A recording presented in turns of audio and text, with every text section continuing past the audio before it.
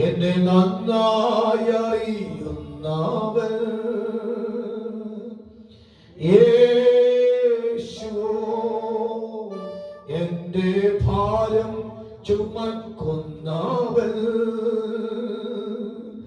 യേശു, എന്നെ നന്നായി അറിയുന്നവൻ യേശു, സുഖമുള്ള കാലത്തും കണ്ണുനീർ നേരത്തും യേശു മാത്രം മതി. സുഖമുള്ള കാലത്തും കണ്ണുനീർ നേരത്തും യേശു മാത്രം മതി. യേശു എന്റെ സ്നേഹിതൻ,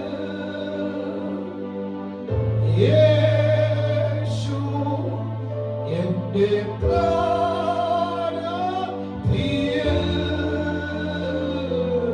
യേശു എന്റെ സ്നേഹിതൻ, യേശു എന്റെ പ്രാണപ്രിയൻ.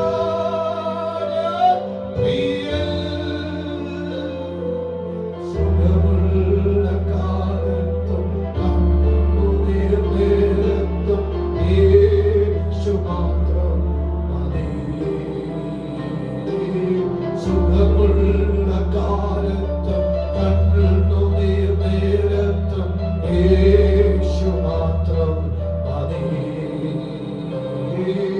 സുഖമുള്ള കാലത്തും കണ്ണുനീർ നേരത്തും യേശു മാത്രം മതി. സുഖമുള്ള കാലത്തും കണ്ണുനീർ നേരത്തും യേശു മാത്രം മതി.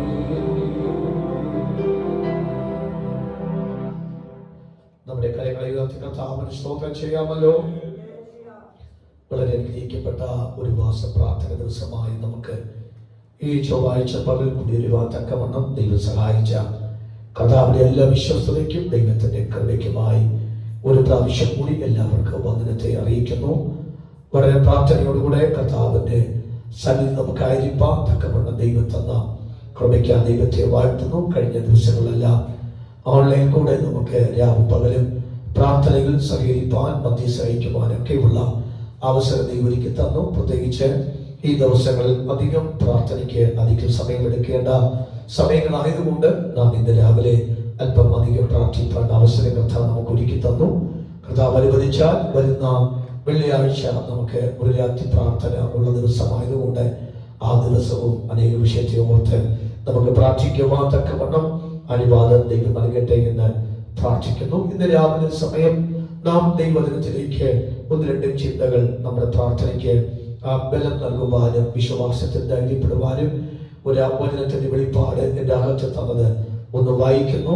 മത്തായി സുവിശേഷം അതിന്റെ 15-ാമത്തെ അധ്യായത്തിന്റെ 26-ാമത്തെ വാക്യം മുതൽ 28-ാമത്തെ വാക്യം വരെ. മത്തായി സുവിശേഷം 15-ാം അധ്യായം അതിന്റെ 26-ാമത്തെ വാക്യം മുതൽ 28-ാമത്തെ വാക്യം വരെ വായിക്കാൻ പറ്റുമെങ്കിൽ ഒരാൾ വായിക്കാമോ?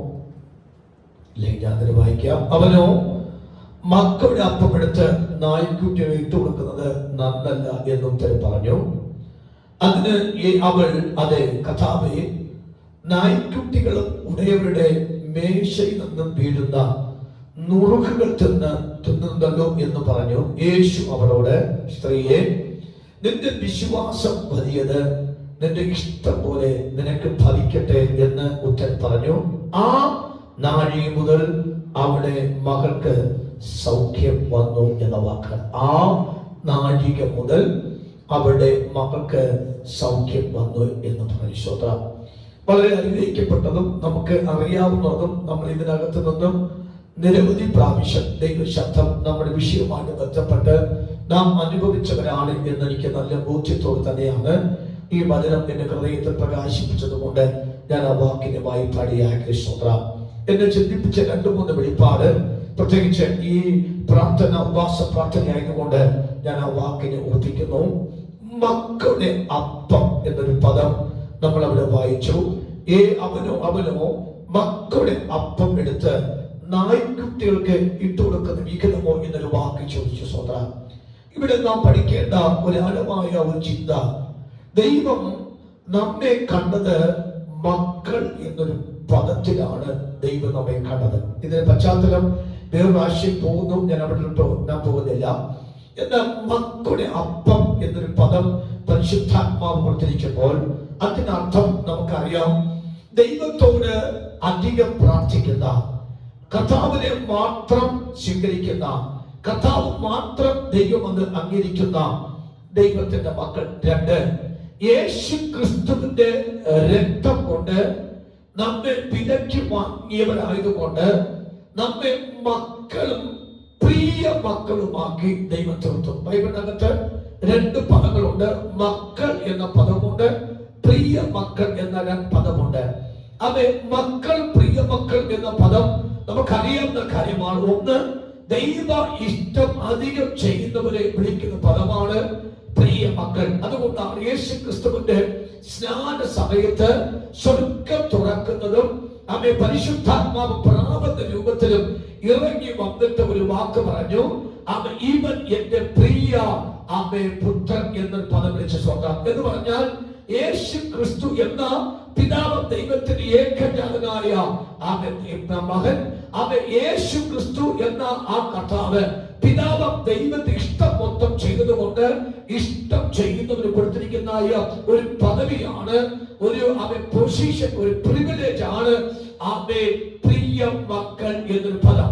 എന്നാൽ മക്കൾ എന്നൊരു പദം വരുമ്പോൾ ആവശ്യങ്ങൾക്ക് മാത്രം ദൈവത്തിന്റെ അടുക്കൽ വരികയും ആവശ്യം നിറവേറി കഴിഞ്ഞാൽ അതുമായിട്ട് ബന്ധമില്ലാതെ സഞ്ചരിക്കുന്നവരും മക്കൾ എന്ന പദമാണ് കൊടുത്തൊരു വാക്ക്. ഇവിടെ നമുക്ക് ചിന്തിക്കുന്ന വാക്ക്, ഒരു കനാന്യ സ്ത്രീ തന്റെ മകനെ ഭൂതം പിടിച്ച അന്തരീക്ഷത്തിനകത്ത് അവൾ യേശു മാത്രം എന്തെങ്കിലും വിചാരിച്ചെങ്കിൽ മാത്രമേ അത്ഭുതം സംഭവിക്കൂ എന്ന് പറഞ്ഞിട്ട് ആ കനാന്യ സ്ത്രീ യേശു എടുക്ക് വരുന്നു.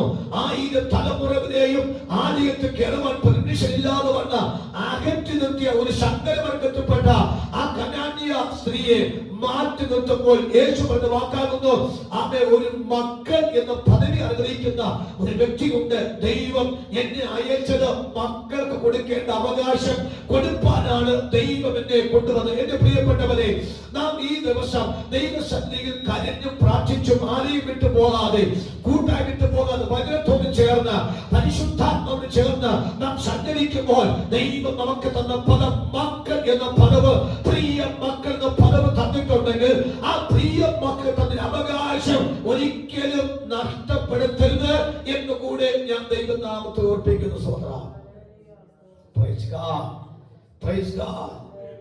യേശു ക്രിസ്തുവിൽ കൂടെ മാത്രമേ നമുക്ക് വിടുതലും ആശ്വാസം ഉള്ള കാര്യം നമുക്കറിയാം. ആ സ്ത്രീയോട് യേശു പറഞ്ഞു, മക്കൾക്ക് അത്ഭുതം ചെയ്യാൻ ആശ്വാസം കൊടുക്കാനാണ് ഞാൻ വന്നത്. അതുകൊണ്ട് ഞാൻ മക്കൾക്ക് ആശ്വാസം കൊടുക്കാം, മക്കൾക്ക് വിടുതൽ കൊടുക്കും, മക്കൾക്ക് അത്ഭുതം ഞാൻ ചെയ്യാം എന്ന വാക്ക് പറയുമ്പോൾ ആ സ്ത്രീ പറഞ്ഞ കാര്യം നമുക്കറിയാം. കർത്താവേ, നായ്ക്കുട്ടികളും ഉടയവന്റെ മേശയിൽ വീഴുന്ന അപ്പം നുറുക്കുകൾ കൊണ്ട് ജീവിക്കുന്നുവല്ലോ, അതുകൊണ്ട് ആ വേസ്റ്റ്, ആ എച്ചിൽ തന്നെങ്കിലും എന്നെ വിടുവിക്കണമെന്ന് പറഞ്ഞപ്പോഴാണ് അവളും വിശ്വാസത്തിൽ നിറഞ്ഞവരെന്നൊരു വെളിപ്പാട് എന്റെ കർത്താവിന്റെ വെളിപ്പാടിയാക്കിയത്.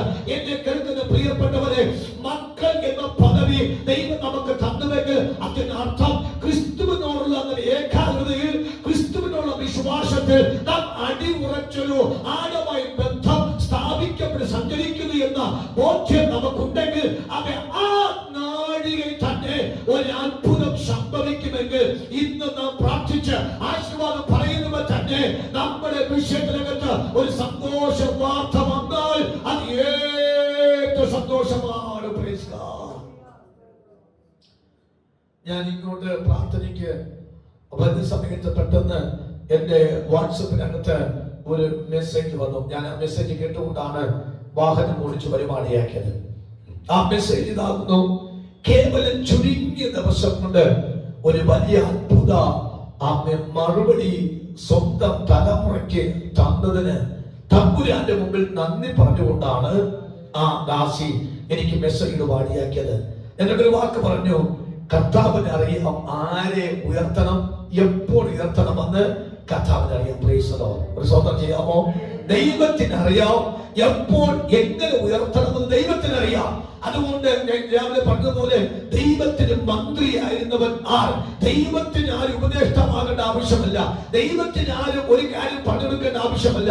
ആരെ ഉയർത്തണമെന്നും എങ്ങനെ ഉയർത്തണമെന്നും എപ്പോൾ ഉയർത്തണമെന്നും എങ്ങനെ ആദരിക്കണമെന്ന് ദൈവത്തിന് നന്നായി അറിയാം. എന്നെ കേൾക്കുന്ന ദൈവമക്കളുടെ പരിശുദ്ധാത്മ പറയാ, ഞാൻ ദൈവത്തിന്റെ മക്കൾ എന്ന പദവി, ദൈവത്തിന്റെ പ്രിയ മകൻ മകൾ എന്ന പദവി ഞാൻ ഒന്ന് അലങ്കരിച്ചു കഴിഞ്ഞാൽ എനിക്ക് ദൈവം വെച്ചിരിക്കുന്ന അവകാശം അത് നാഴിക കൊണ്ട് തന്നെ അതിന്റെ സമയം ലാഭിച്ചു തന്നെ ഒരു അത്ഭുതം ചെയ്യാത്തക്കവണ്ണം എന്റെ ദൈവത്തെ കഴിയുമെങ്കിൽ വിശ്വസിക്കാൻ കരമൊന്ന് ഉയർത്തി പറയാ, എന്റെ വിഷയത്തിന് നാഴിക വന്നിരിക്കുന്നു, എനിക്കൊരു അത്ഭുതം പ്രവചിക്കുന്ന അത്ഭുതം ലഭിക്കേണ്ട അത് നാഴിക വന്നിരിക്കുന്നു, എനിക്കൊരു അത്ഭുതം നടക്കേണ്ട സമയം അടുത്തിരിക്കുന്നു. അതുകൊണ്ട് അതിന് താമസം വരികയില്ല. ആ നാഴിക തന്നെ ദൈവം അവരുടെ മകൾക്ക് അവൻ വിടുതൽ കൊടുത്തതുപോലെ നമ്മുടെ തലമുറയ്ക്ക് ആ നാഴിക തന്നെ വിടുതൽ തരുമെന്ന് വിശ്വസിക്കാൻ കഴിയുമെങ്കിൽ അക്കാര്യം വലിച്ചത് പറഞ്ഞാട്ടെ. മാതാവേ നമ്മുടെ വേദന, മാതാവേ നമ്മുടെ ദുഃഖം, പിതാക്കന്മാരെ നമ്മുടെ ഞരക്കം ദൈവത്തിനറിയാം. അത് എന്റെ തലമുറയോട്ടം അവൻ ഞാൻ അനുഭവിക്കുന്ന ഭാരം, തലമുറയോട്ടം ഞാൻ അനുഭവിക്കുന്ന ദുഃഖം, ആ തലമുറയോട്ടം ഞാൻ അനുഭവിക്കുന്ന വേദന ആഴമാണ് എന്ന് സ്വർഗ്ഗം പറയുന്നു. ആ നാഴികയിൽ ആ കനാന്യ സ്ത്രീയുടെ മകൾക്ക് അത്ഭുതം ചെയ്തിരിക്കുന്ന അതേ ദൈവം തന്നെ നമ്മുടെ തലമുറയ്ക്ക് ആ നാഴിക ഒരു അത്ഭുതം നടക്കുക. അതിന്റെ മറുപടികൾ നമുക്ക് കേൾക്കാൻ കഴിയും, ആ മറുപടി കാണാൻ കഴിയും. Price the Lord. നമ്മുടെ കർത്താവ് വിശ്വസ്തനാദിയമാണ്. സ്തോത്രം. ആ നാഴികയിൽ തന്നെ ദൈവം അവിടെ മകൾക്ക് ദൈവം സാക്ഷ്യം കൊടുത്തു. ഇനി ഞാൻ ആ ഭാഗം ഒന്ന് ആത്മാവിലൊന്ന് പറഞ്ഞ് പ്രാർത്ഥിക്കാം. അവർക്ക് തെറ്റ് പറ്റിയില്ല. തെറ്റ് പറ്റാത്ത കാര്യം വരേണ്ടവന്റെ അടുക്കൽ വന്നിട്ട് പറയേണ്ടതുപോലെ പറഞ്ഞു എന്ന് പറഞ്ഞാട്ടെ. സ്വന്തം വരേണ്ടവന്റെ അടുക്ക വന്നു. ഏതാ വരേണ്ടവൻ? വിടുതൽ കൊടുക്കുന്നവൻ, വിടുതൽ ധരിക്കും. ഞാൻ യേശുവിന്റെ അടുക്കൽ പോയിട്ടുണ്ടെങ്കിൽ, അവന്റെ സന്നിധി പോയിട്ടുണ്ടെങ്കിൽ ഞാൻ തിരിച്ചു വരുന്ന റിസൾട്ടുമായിട്ട് വരൂ എന്നുള്ള വിശ്വാസം അവൻ ഗ്രഹത്തിൽ വെച്ച് തീരുമാനിച്ചു. അവക്കറിയാം വിശ്വാസം കേൾവിയാൽ, കേൾവി ക്രിസ്തുവിന്റെ വചനത്താൽ. അവിടെ അവൻ ചെവിക്കകത്ത് ഒരു വാർത്ത വന്ന് വെളിപ്പെട്ടു.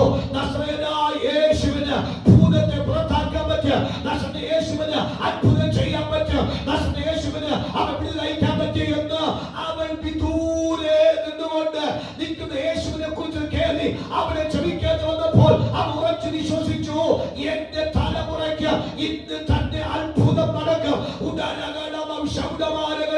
കരമടിച്ചാത്മാവിൽ പറയുക, തലമുറയോർത്ത് യുവാസ പ്രാർത്ഥനയിൽ ജനത്തിൽ വെച്ച് പ്രാർത്ഥിക്കുന്ന മാതാപിതാക്കളെ പരിശുദ്ധാത്മാവിന്റെ പ്രവചനാത്മാവിൽ പറയുക, ഇന്ന് തന്നെ ഒരു അത്ഭുത വർത്തമാനങ്ങൾ, ഇന്ന് തന്നെ ഒരു വിടുതൽ വർത്തമാനങ്ങൾ, ഇന്ന് തന്നെ ഒരു സൗഖ്യത്തിന്റെ വർത്തമാനങ്ങൾ, ഇന്ന് തന്നെ വിശേഷ ഒരു വിടുതൽ അത്ഭുതത്തിന്റെ മറുപടികൾ ദൈവത്തിന്റെ തലമുറയോർത്ത് എനിക്ക് തലമുറ വിശ്വസിക്കാൻ പറ്റുമോ?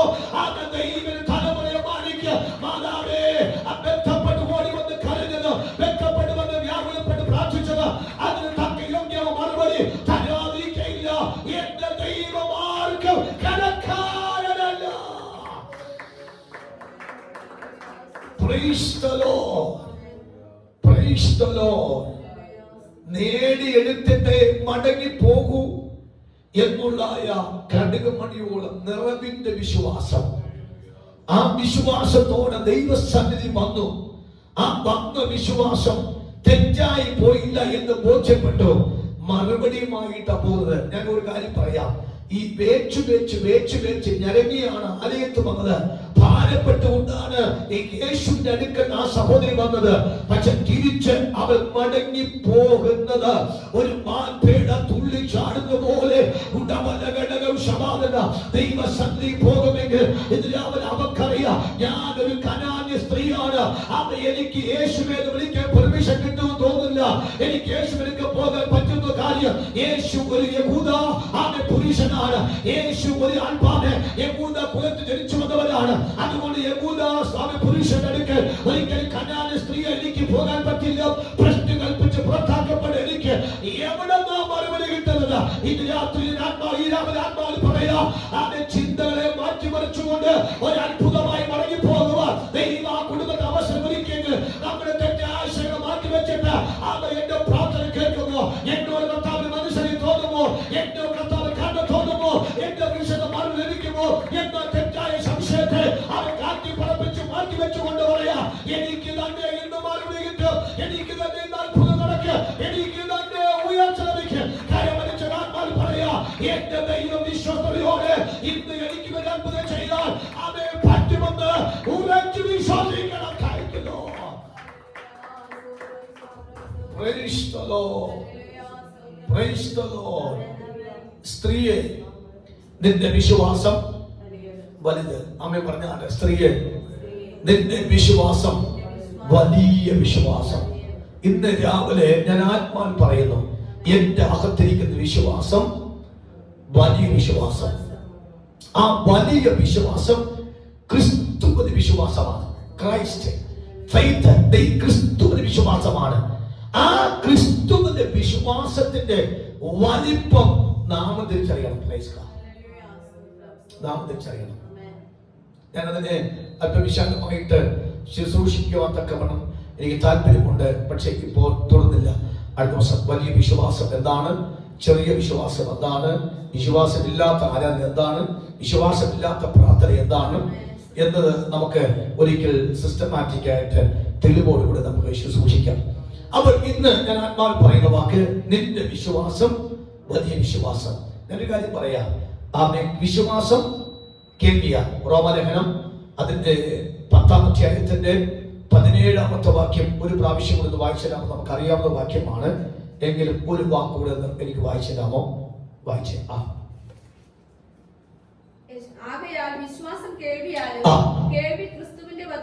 അവരുടെ വിശ്വാസം ഏതായിരുന്നു? വലിയ വിശ്വാസം. ഈ വലിയ വിശ്വാസം ആരുടെ വിശ്വാസമാ? ക്രിസ്തു വിശ്വാസം. ഓക്കെ, അവൻ ക്രിസ്തുവിന്റെ വിശ്വാസം വലിയ വിശ്വാസം. നമ്മുടെ വിശ്വാസം ചെറിയ വിശ്വാസം, ലോകത്തിന്റെ വിശ്വാസം ചെറിയ വിശ്വാസം. അതെ, നമ്മൾ പലപ്പോഴും നമ്മുടെ സ്റ്റാൻഡേർഡ് വെച്ചാണ് നമ്മുടെ വിശ്വാസത്തെ അളക്കുന്നത്, നമ്മുടെ വിദ്യാഭ്യാസം വെച്ചാണ് അളക്കുന്നത്, അല്ല നമ്മുടെ സാഹചര്യം വെച്ച് അളക്കുന്നത്. നമ്മുടെ സാഹചര്യം വെച്ച് അളന്നു കഴിഞ്ഞാൽ ഒരിക്കലും നമ്മൾ എത്തേണ്ടിടത്ത് എത്തുകയില്ല. അതുകൊണ്ട് അതൊക്കെ മറക്കണം. നമ്മുടെ സാഹചര്യം വെച്ച് ഒരിക്കലും അങ്ങനെ സാഹചര്യം വെച്ച് മറക്കാതെ അളന്നുവെങ്കിൽ കന്യാന്യ സ്ത്രീക്ക് തന്നെ തലമുറ വിടിവിക്കപ്പെട്ടു പോകാൻ പറ്റില്ല. കാര്യം 1000 തലമുറ വരെ എവിടെ കയറാൻ പാടില്ല? യഹോവയുടെ ആലയത്തിൽ കയറാൻ പറ്റില്ല. ശങ്കരവർഗം ശങ്കരവർഗത്തിൽപ്പെട്ട സന്തതിയായി പോയി. അതുകൊണ്ട് അവർ ഒരിക്കൽ പോലെ അവിടെ വരാൻ സാധ്യതയില്ല. എന്നാൽ അവൾ ആ സാഹചര്യം നോക്കിയിരുന്നെങ്കിൽ ഒരിക്കലും ഈ വിടുതൽ സംഭവിക്കാൻ സാധ്യതയില്ല. അതുകൊണ്ട് വാക്ക് വിശ്വാസം കേൾവിയാലും. ഇനി ആ 10-ന്റെ 8-ാമത്തെ വാക്യം വായിക്കാം. 10-ന്റെ 8-ാമത്തെ വാക്യം.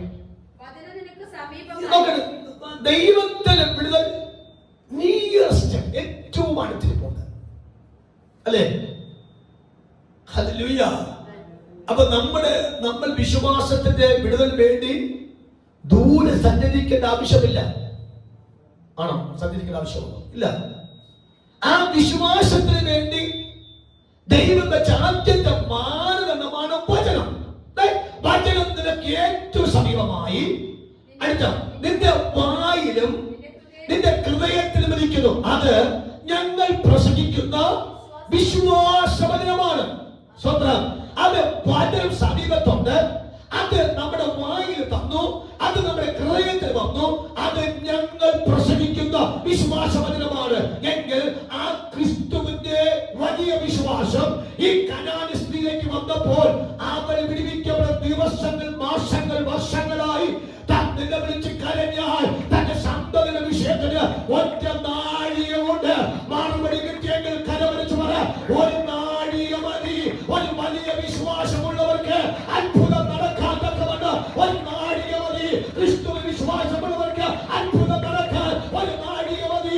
എന്റെ ക്രിസ്തു വിശ്വാസമുള്ളവർക്ക് ഉയർച്ച വരാൻ ഒരു നാഴിക മതി. ക്രിസ്തു വിശ്വാസമുള്ളവർക്ക് അത്ഭുതം നടക്കാൻ തക്കവണ്ണം ആ വിശ്വാസം എന്റെ അകത്ത് രാവിലെ കത്ത കൊടുത്ത യേശുവിന്റെ നാമത്തിൽ. ഹല്ലേലൂയ. അത് ഈ മക്കളകത്തുണ്ടാകണം. ഈ പ്രാർത്ഥന നല്ലതാണ്, പ്രസംഗം നല്ലതാണ്, പ്രവചനം നല്ലതാണ്, ആത്മീക ശുശ്രൂഷകളെല്ലാം നല്ലതാണ്. പക്ഷേ വിശ്വാസമില്ലാത്ത ഏത് വിശ്വാസം? ക്രിസ്തുവിന്റെ വിശ്വാസം. നമ്മൾ ആ പുതിയ നിയമസഭ പറയേണ്ട വിശ്വാസം ഏത് വിശ്വാസമാണ്? എന്റെ അകത്തിരിക്കുന്ന വിശ്വാസം ക്രിസ്തുവിന്റെ വിശ്വാസമാണ്. നമുക്കറിയാം, പഴയ നിയമകാലത്തിൽ അബ്രഹാം വിശ്വസിച്ചത് യേശുവിനെ കണ്ടില്ല, അറിഞ്ഞില്ലെങ്കിൽ തന്നെയും അബ്രഹാമിന്റെ അകത്ത് ആ വിശ്വാസം വന്നത് ക്രിസ്തു വിശ്വാസമാണ്. അതാണ് റോമർ 4:4 വാക്കാണ്, ആശയ്ക്ക് വിരോധമാണ് എങ്കിലും തൻ ആശയോട് വിശ്വസിച്ചത് ക്രിസ്തുവിന്റെ വിശ്വാസമാണ്. ഇല്ല എങ്കിൽ അവർക്ക് നടക്കത്തില്ല. അപ്പൊ ഓർത്തോണം, ആ പഴയ വിശുദ്ധന്മാര് അവർ കർത്താവിനെ കണ്ടിട്ടില്ല. അവരെങ്ങനെ കണ്ടു? കണ്ണാടിയിൽ കടമുടിയെ കണ്ടു. അവർ യേശുവിനെ കണ്ടത് കണ്ണാടിയിൽ കടമുടിയെ ഊഹാഭോഗത്തിൽ കണ്ടു. പക്ഷെ നമ്മൾ അങ്ങനെയാണോ? എങ്ങനെ കണ്ടു? പറഞ്ഞേ, അവരെ കണ്ണാടിയിൽ കടമുടിയെ കണ്ടപ്പോ നമ്മൾ എങ്ങനെ കണ്ടു? മുഖാമുഖം, ഫേസ് ടു ഫേസ്. ഒരു സ്വന്തം പറഞ്ഞേ, നമ്മൾ യേശുവിനെ കണ്ടത് കണ്ണാടിയിൽ കടമുടിയായിട്ടല്ല കണ്ടത്, നമ്മൾ അവനെ നേരിട്ട് കണ്ടു. അങ്ങനെ കരമുയർത്തി പറഞ്ഞാൽ യേശു ക്രിസ്തുവിനെ നേരിട്ട് കണ്ടവരും യേശു ക്രിസ്തുവിനെ കണ്ണാടി കടമുടിയെ കണ്ടവർക്ക് തമ്മിലുള്ള വിശ്വാസത്തിന് അന്തരമുണ്ടെങ്കിൽ എനിക്ക് ദൈവസഭയ്ക്ക്, ഈ കൂട്ടായ്മയെ സംബന്ധിക്കുന്നവർ, ഈ ദൈവശബ്ദം കേൾക്കുന്നവർക്ക് ആത്മാവിനെ പറയാ, മുഖാവ് കണ്ട ദൈവമക്കളാണ് ഞാൻ. യേശുവിനെ ഫേസ് ടു ഫേസ് ആയിട്ട് അനുഭവിച്ചവർ ഞാൻ. അങ്ങനെ എന്റെ വിശ്വാസം അത് അബ്രഹാമിനെ പോലെ വിശ്വാസമല്ല. അത് എന്റെ വിശ്വാസം അത് യാക്കോബിന്റെ വിശ്വാസമല്ല. എന്റെ വിശ്വാസം ഇസ്രായേലിന്റെ വിശ്വാസമല്ല. എന്റെ വിശ്വാസം മോശയെ പോലെ വിശ്വാസമല്ല. അതിനേക്കാളും ശ്രേഷ്ഠമായ വിശ്വാസമാണ് അത് മുഖാമുഖമായി കണ്ട എന്റെ വിശ്വാസമെങ്കിൽ അത് നാഴിക കൊണ്ട് തന്നെ അത്ഭുതം നടക്കാൻ പറ്റുന്നതാണ് യേശു വിശ്വാസമെങ്കിൽ. കരമടിച്ച തുണിശിരിയാണോ? കരമടിച്ച വെളിപ്പാട് കരമടിച്ച അവൻ സ്വീകരിക്കുക. എന്റെ അകത്ത് വെളിപ്പെട്ട വിശ്വാസം ക്രിസ്തുവ വിശ്വാസമാണ്. അത് അടുത്തിരിക്കുന്ന വിശ്വാസമാണ്. അത് വായുവെന്ന വിശ്വാസമാണ്. അത് ഹൃദയത്തിലുള്ള വിശ്വാസമാണ്. ആ വിശ്വാസത്തിനാല് നാഴിക കൊണ്ട് അത്ഭുതം ചെയ്യാൻ പറ്റുന്ന വിശ്വാസം. അതുകൊണ്ടാണ് കർത്താവിന്റെ വാക്ക്, നിന്റെ വിശ്വാസം എന്റെ വിശ്വാസമാണ്. നിന്റെ അകത്ത് വന്ന വിശ്വാസം എന്റെ അകത്തുള്ള വിശ്വാസമാണ്. അതുകൊണ്ട് നാഴിക എന്ന വാക്കാണ് വന്നത്. ഈ പ്രാർത്ഥനകളിൽ നമ്മൾ പോകുമ്പോൾ നമ്മുടെ ഹൃദയത്തിൽ പറയണം, എന്റെ വിശ്വാസം വലിയ വിശ്വാസം. ആ വലിയ വിശ്വാസം ക്രിസ്തു വിശ്വാസമാണ്. ആ വിശ്വാസത്തിന് നാഴിക കൊണ്ട് തന്നെ അത്ഭുതം പ്രവർത്തിക്കാൻ പറ്റും. അതാ വാക്കിനർത്ഥം, നാഴിക കൊണ്ട്. ഞാൻ ഈ 15-ാം അധ്യായം മൊത്തം ഞാൻ വായിച്ചപ്പോൾ അതിനകത്ത് എനിക്ക് പ്രസംഗിക്കാൻ ഒത്തിരി ആശയങ്ങൾ ദൈവാത്മ തന്നു. ഞാൻ അവിടെ തുടർന്നില്ല. അതിൽ ഒരു വാക്ക് പറഞ്ഞ നിർത്താം ശ്രോത. അതിൻ്റെ 32-ാമത്തെ വാക്യം ഒന്ന് വായിക്കാമോ? അതിന് എനിക്ക് അവസാനത്തെ വാക്കാണ് കിട്ടേണ്ടത്. എങ്കിലും മത്തായി 15-ാം അധ്യായത്തിന്റെ 32-ാമത്തെ വാക്യം. എന്നാൽ യേശു തന്റെ ശിഷ്യന്മാരെ അടുക്കി വിളിച്ചു, ഈ പുരുഷാരം ഇപ്പോൾ 3 നാളായി എന്നോട് കൂടെ പാർക്കുന്നു. ആ വാക്ക് നിൽക്കണം. വാക്കിന്റെ ഗംഭീരം ഞാൻ വായിക്കുമ്പോൾ നമ്മൾ വളരെ ആഴത്തിൽ ഇറങ്ങി നമ്മുടെ അടുക്കൽ വളരെ വിരിക്കുന്നു ആഴത്തിൽ വായിക്കണം. ഈ പുരുഷാരം കഴിഞ്ഞ 3 നാളായി അവർ എന്റെ കൂടെ പാർക്കുന്നു. നിങ്ങൾ പറ, ദൈവത്തോട് കൂടെ പാർക്കുന്നു എന്ന് കർത്താവ് സാക്ഷ്യം പറഞ്ഞെങ്കിൽ അതിന് പറ, നമുക്ക് ലഭിക്കുന്ന അനുഗ്രഹത്തിന്റെ ആഴം കർത്താവ് പറയണ്ട, നമുക്ക് തന്നെ ഊഹിച്ചെടുക്കാൻ പറ്റും അല്ലേ? ആണോ അല്ലേ? പറഞ്ഞേ, കർത്താവിന്റെ കൂടെ നമുക്ക് തന്നെ ഫീൽ ചെയ്യുന്നുണ്ട്. ഞാൻ പാർക്കുന്നത് സാത്താന്റെ കൂടാരത്തിലല്ല, ഞാൻ താമസിക്കുന്നത് സാത്താന്റെ കൂടെയല്ല, ഞാൻ താമസിക്കുന്ന ലോകത്തിന്റെ കൂടെയല്ല, ഞാൻ താമസിക്കുന്ന പിന്മാറ്റക്കാരുടെ കൂടുതലല്ല, അവിശ്വാസികളുടെ അല്ല ഞാൻ താമസിക്കുന്ന എന്റെ വിശ്വാസത്തിന്റെ നായകനും പൂർത്തി വരുത്തുന്നവനുമായ എന്റെ യേശുവിന്റെ കൂടെയാണ് ഞാൻ പാർക്കുന്നു എന്നൊരു ബോധ്യം ഉണ്ടെങ്കിൽ നമുക്ക് ഊഹിക്കാം, എന്റെ വിടുതൽ ഇതാ ഏറ്റവും അടുക്കലെത്തി.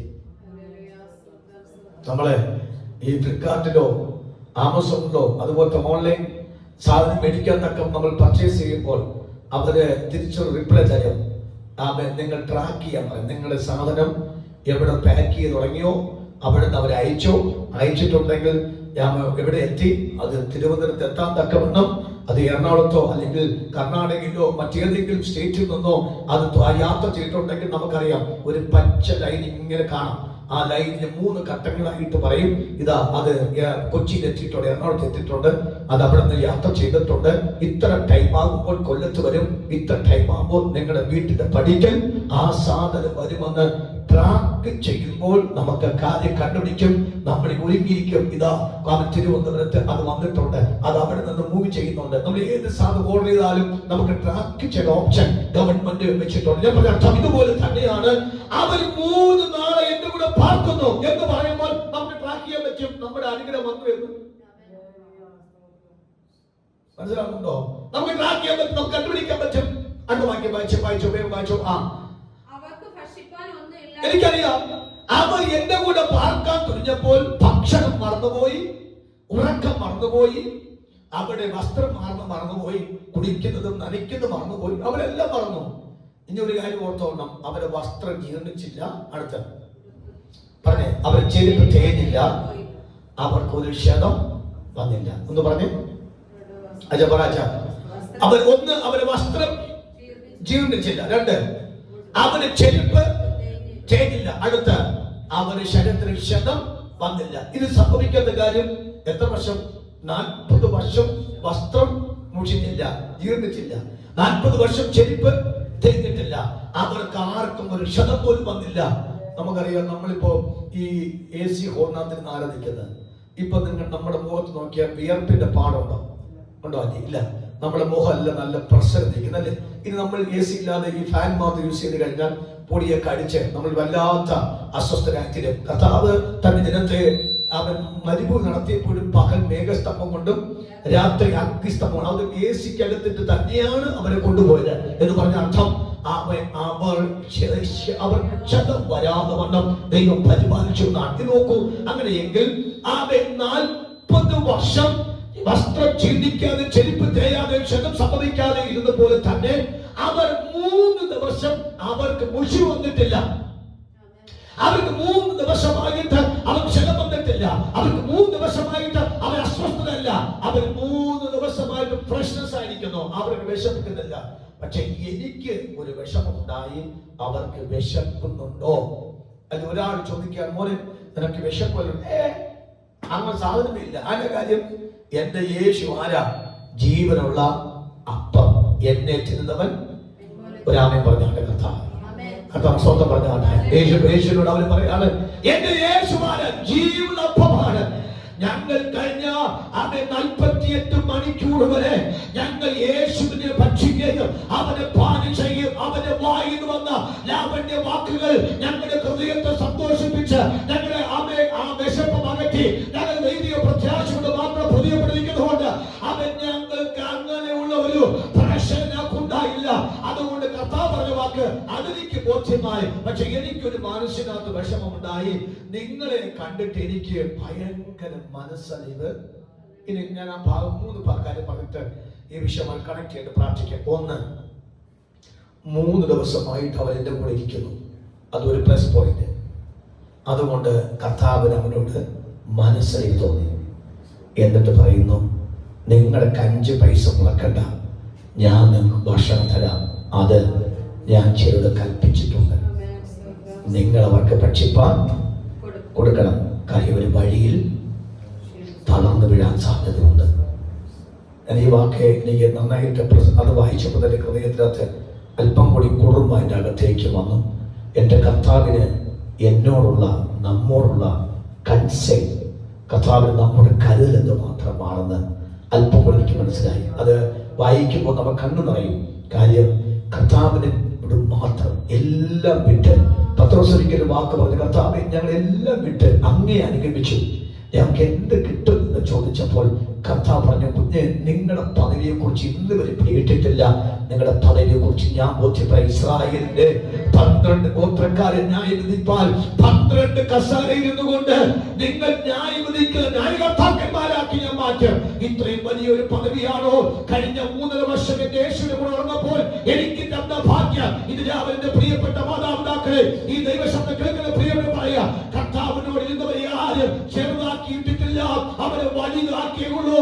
എന്റെ യേശുവിനെ കൂടെ 3,000 വർഷത്തിരുന്നാല് യേശു അവരെ ഉയർത്തേണ്ട പദവി നിസാര പദവികളെ ഉയർത്തുക ഏറ്റവും ശ്രേഷ്ഠ പദവിയാണ്.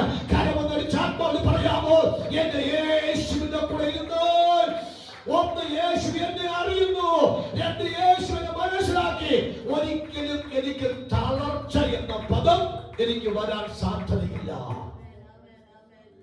നീ ഓരോ വാക്കുകളും എടുത്ത് റെഫറൻസ് പ്രസംഗിക്കണമെന്നുണ്ട്. ഞാൻ നിർത്താൻ ആഗ്രഹിക്കുന്നു. കനാന സ്ത്രീയോട് മനസ്സലിവ് തോന്നിയത് വിശ്വാസം കണ്ടിട്ട്. ഇവർ തളർന്നു പോകാതിരിക്കാൻ തക്കവണ്ണം അവരോട് മനസ്സലിവ് തോന്നിയത് കൂടെ ഇരുന്നതുകൊണ്ട്. 2 കാര്യം പറയും. ഒന്ന്, വിശ്വാസമുള്ളവരോട് കർത്താവ് മനസ്സലിവ് തോന്നി. 3 ദിവസം കർത്താവിന് കൂടെ ഇരുന്നവരോട് മനസ്സലിവ് തോന്നി. ഇന്ന് രാവിലെ നമുക്ക് പറയാം, വിശ്വാസത്തിന്റെ ഗാംഭീര്യം കൂടുന്തോറും മനസ്സലിവെന്ന ഗാംഭീര്യതയും കൂടുതലും.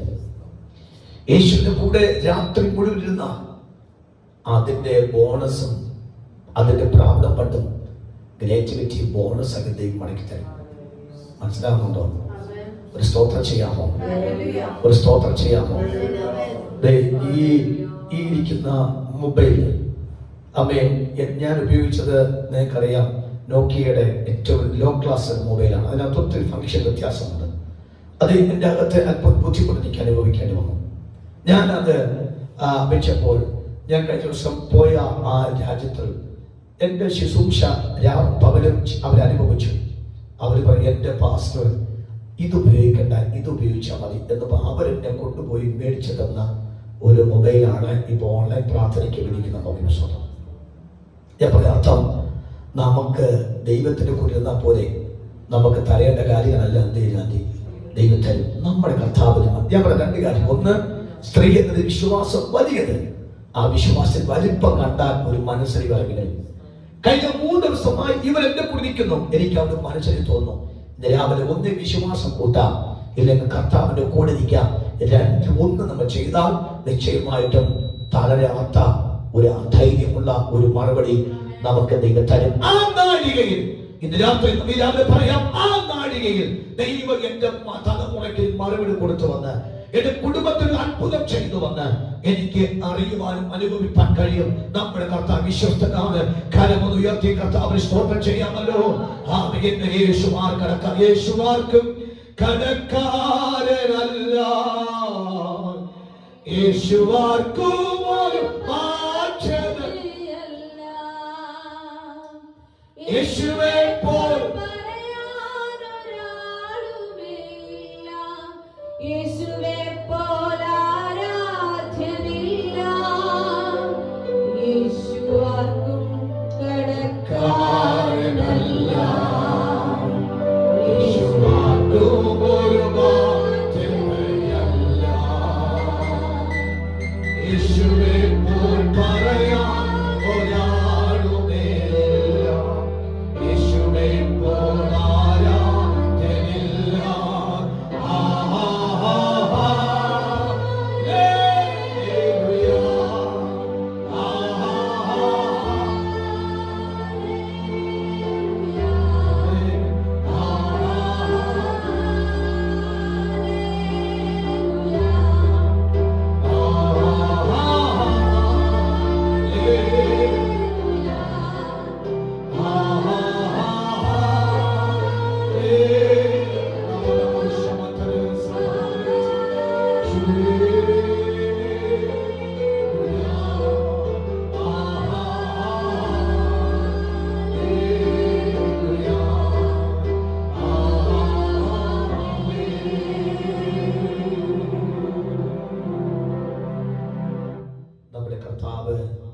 നമ്മുടെ വിശ്വാസത്തിന്റെ മാനദണ്ഡം നോക്കി നമ്മെ മാനിക്കുമെങ്കിൽ നമ്മുടെ കർത്താവ് നമ്മുടെ ദൈവത്തിന്റെ കൂടെ ഇരിക്കുന്നു എന്നുള്ള ആ ദൈവ സാന്നിധ്യം അനുഭവിച്ചുകൊണ്ടിരിക്കുന്ന ദൈവമക്കളെ കണ്ടിട്ട് അതിന്റെ മാനദണ്ഡം അനുസരിച്ച് ദൈവത്തിന് മാനിക്കാൻ കഴിയും.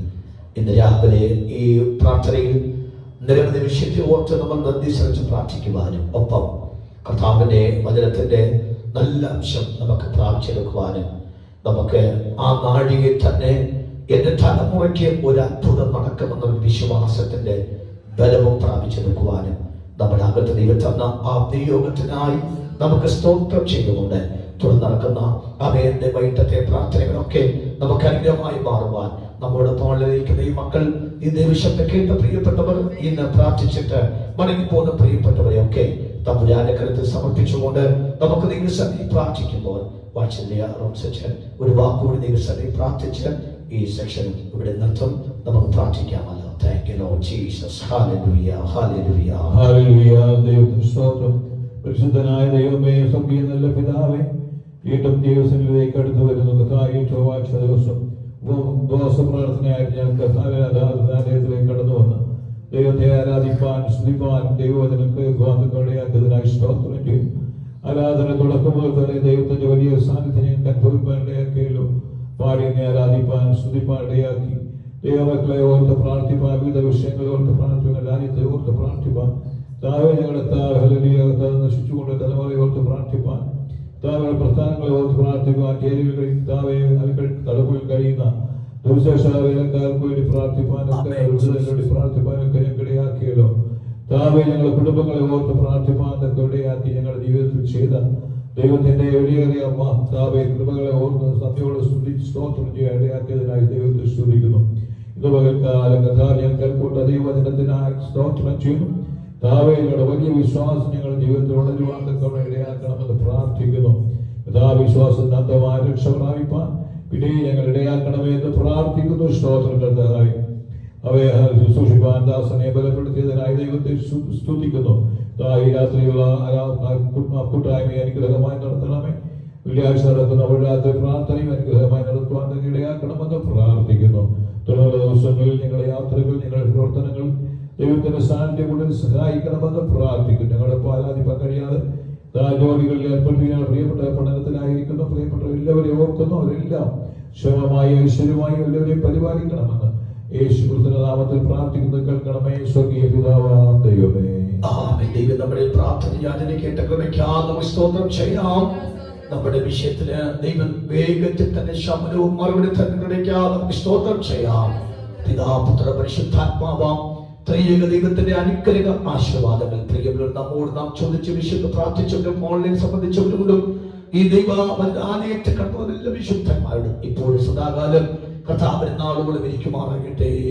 ജനപുജാതി സ്തോത്രം ചെയ്യാം.